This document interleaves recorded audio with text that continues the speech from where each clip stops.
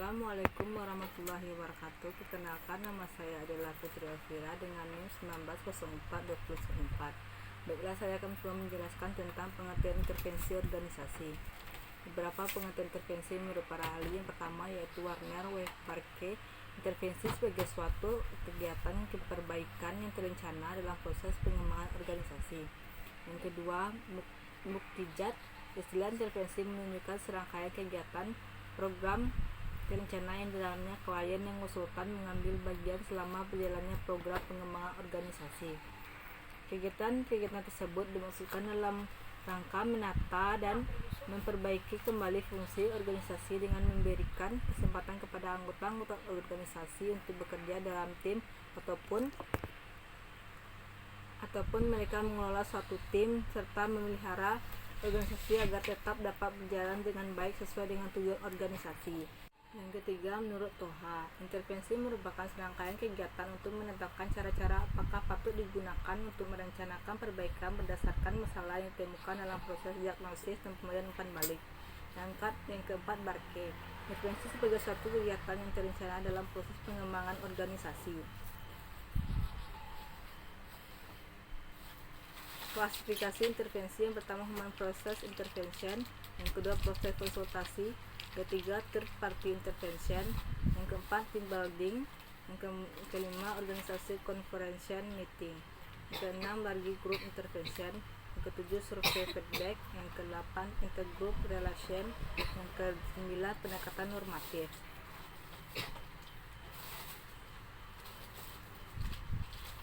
Pendekatan struktural yaitu pengubahan struktur organisasi menyangkut modifikasi dan pengaturan sistem internal seperti acuan kerja, ukuran dan komposisi kelompok kerja, sistem komunikasi, hubungan-hubungan tanggung jawab atau wewenang. Pendekatan struktural dibagi menjadi 3 kelompok, terdiri dari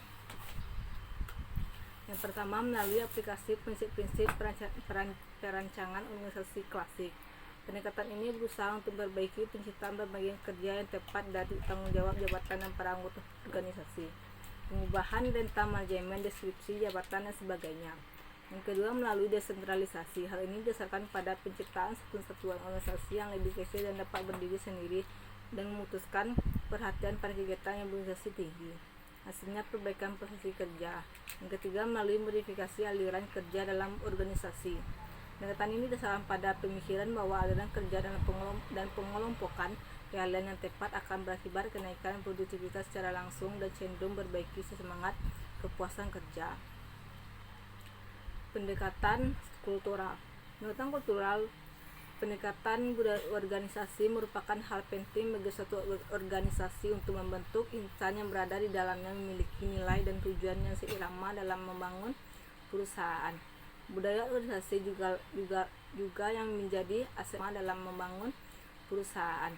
Budaya organisasi juga yang menjadi aset mahal yang tidak dapat dibeli hanya dengan uang semata.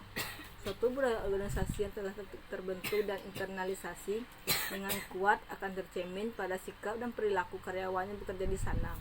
Untuk itu, sebuah organisasi harus memiliki budaya yang kokoh agar menjadi benefit tersendiri bagi organisasi. Pendekatan kultural dalam intervensi organisasi. Yang pertama, tetapkan visi dan misi secara bersama. Budaya organisasi yang kuat tidak terlahir dengan sendirinya, tapi karena secara disengaja telah dikembangkan oleh para pemimpin organisasi tersebut, dan semuanya berawal dari menyusun visi dan misi yang ingin dicapai organisasi atau perusahaan tersebut.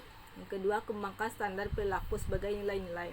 Ketika telah menentukan visi dan misi perusahaan, langkah selanjutnya adalah Anda harus mengembangkan standar sikap atau perilaku yang menggambarkan bagaimana visi dan misi tersebut diterapkan.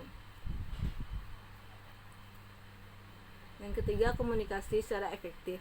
Ketika telah membuat dan mengembangkan standar sikap dan perilaku yang jelas dan terukur,